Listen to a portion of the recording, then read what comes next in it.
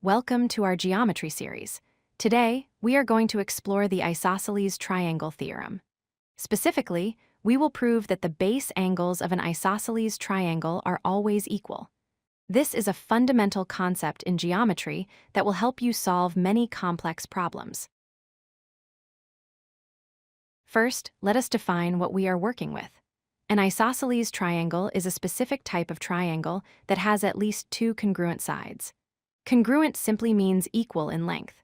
While it is possible for all three sides to be equal, as in an equilateral triangle, we only need two equal sides to call it isosceles. To talk about this theorem, we need to know the names of the parts. The two equal sides are called the legs. The third side is called the base. The angle formed by the legs is the vertex angle, and the two angles at the bottom, touching the base, are called the base angles.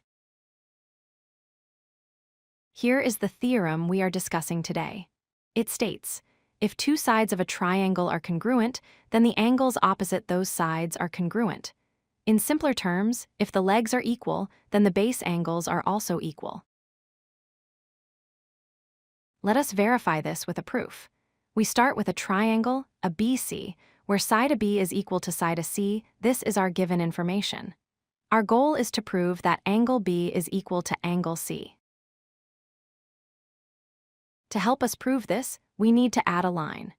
We will construct a line segment AD that bisects the vertex angle A. This means line AD cuts angle A perfectly in half.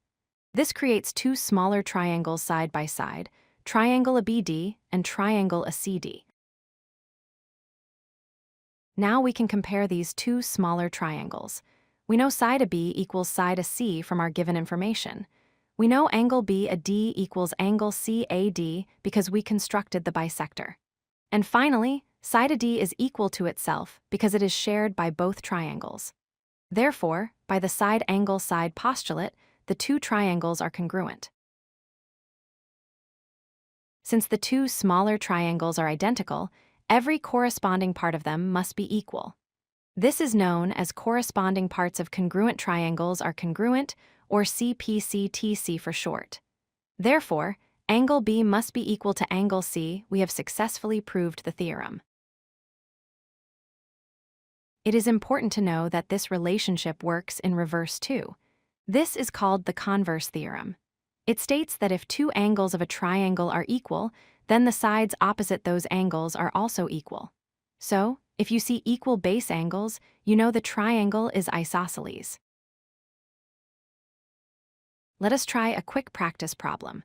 Suppose we have triangle PQR where side PQ equals side PR. We are given that angle Q is 70 degrees. Since the sides are equal, the base angles must be equal. Therefore, angle R is also equal to angle Q, so angle R is 70 degrees. Let us review the key points. An isosceles triangle has two equal sides. The theorem tells us that equal sides create equal base angles. The converse tells us that equal base angles imply equal sides. We proved this using the side angle side postulate and the CPCTC rule. Thank you for watching this lesson on the Isosceles Triangle Theorem. Geometry becomes much easier when you understand these fundamental proofs. Remember to practice identifying these triangles in different orientations. See you in the next lesson. If you like this video, hit that like button and don't forget to subscribe. Visit codelucky.com for more such useful content.